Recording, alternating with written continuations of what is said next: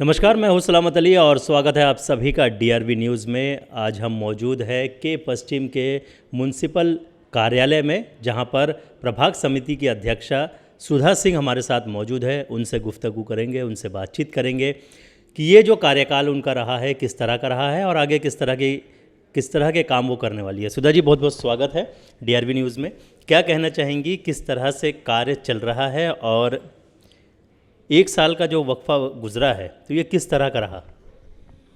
ये काफ़ी अच्छा रहा क्योंकि काम करने में भी बहुत मज़ा आ रहा है हम लोगों को।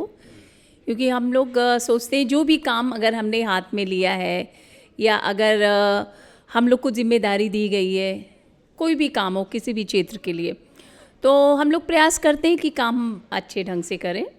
और ये प्रभाग समिति में भी काफ़ी अच्छा एक्सपीरियंस रहा। लोगों से मिलना भी हुआ, हमारे पूरे के वेस्ट के लोग आते रहे और आज भी आते हैं। जो भी काम होता है हम कोशिश करते हैं कि हम पूरा करें। आपको जब ये जिम्मेदारी दी गई प्रभाग समिति की और लॉकडाउन लगा, कोरोना का जो दौर था वो गुजरा, तो किस तरह से इसे मैनेज किया? एक आपको लग रहा था कि हाँ, गलत परिस्थिति में जो है ये जिम्मेदारी दे दी गई है, या इसे चैलेंज समझकर आपने इसे लड़ने का निर्णय लिया था? नहीं, वो चैलेंज भी था क्योंकि हम अगर अपने से नीचे वालों को देखते हैं तो वो बहुत ही दुखी थे, तो उस हिसाब से हम लोग बहुत ही अच्छे हैं। तो उनको देख के हमें प्रेरणा मिलती थी कि जब ये इस परिस्थिति में भी अगर ऐसे गुजर रहे हैं तो हम क्यों नहीं कर सकते। वो मार्च से लेके पिछले साल जब लॉकडाउन शुरू हुआ, उस समय से लेके और आज तक किसी भी दिन ऐसा नहीं हुआ है कि हम घर में बैठे हों। हमेशा हमने काम किया, बाहर निकले, लोगों के साथ सहयोग किया। जो हमारे स्थानीय एमएलए श्री अमित साटम जी हैं, उन्होंने भी काफ़ी सपोर्ट किया हर कॉरपोरेटर को। हम 5 कॉरपोरेटर हैं उनके नेतृत्व में के वेस्ट में। और वो चाहे वो राशन किट हो, खाने का हो, सैनिटाइज़र हो, मास्क हो, लोगों के हर बिल्डिंगों में जाके सैनिटाइज करवाना। और अगर कुछ भी फ़ोन आते थे कि भाई इनको अभी ये पेशेंट कुछ अगर इनको अटैक हुआ, इमीडिएट एम्बुलेंस के लिए, तो काफ़ी मतलब हम लोग लगे ही रहे, काम किया हम लोगों ने। अच्छा, अभी क्योंकि आपका कार्यकाल भी ख़त्म होने वाला है, नगर सेविका का चुनाव की तैयारियां भी लगभग शुरू हो गई है, तो ये जो अभी जो समय बचा हुआ है, कोई ऐसा कार्य है जो आप सोच रही है कि हाँ, इसे मैं पूरा कर दूँ?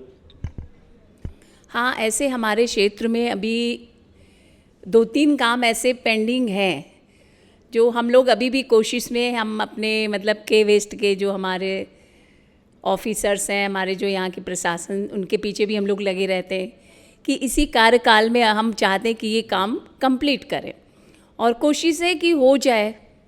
जी।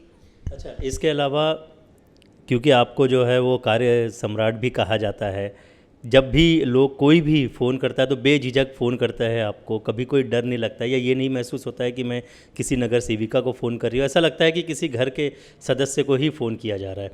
तो ये कितना मुश्किल रहता है, ये जो रिलेशन होता है इसे मेंटेन कर पाना? क्योंकि कई बार आपके ऊपर भी भार होता है, जिम्मेदारियाँ होती है, परेशानियाँ होती है, ऐसे इस बीच में भी उन सभी लोगों को मैनेज करना कितना मुश्किल रहता है आपके? मुश्किल, कुछ चीज़ें मुश्किल होती है, अदरवाइज़ क्योंकि आज हम जो यहाँ बैठे हैं तो हम जनता की वजह से, जनता लेके आई है, तो हमें जनता की बात सुनना है और कोशिश करना है कि ज़्यादा से ज़्यादा मतलब जो भी उन लोगों के काम कर सकें वो हम करें।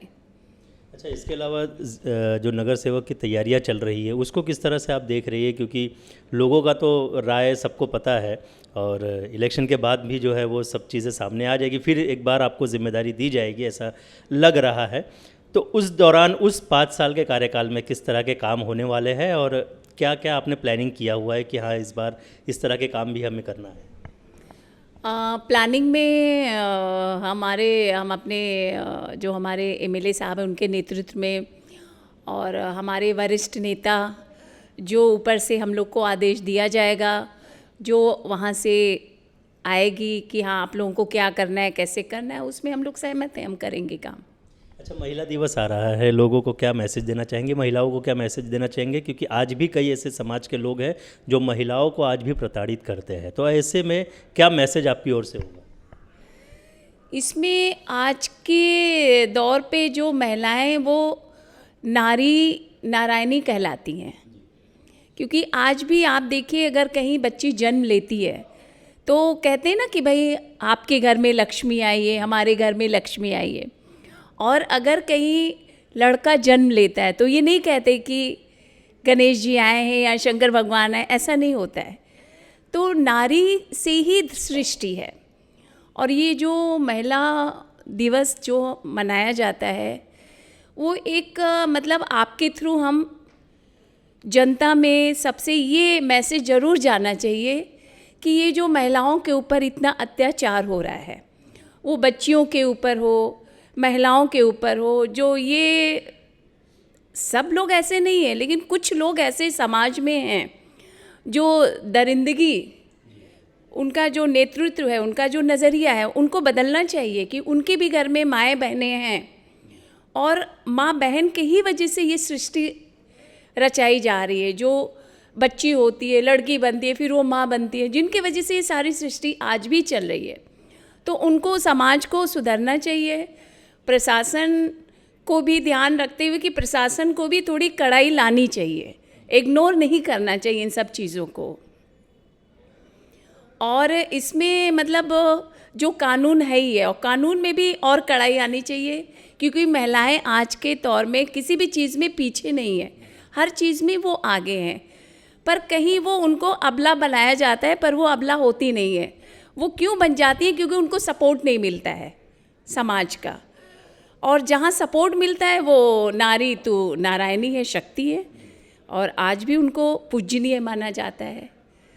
और आपके माध्यम से हम सभी अपनी महिलाओं बहनों को, पूरे देश को महिला दिवस की हार्दिक शुभकामनाएं भी देते हैं।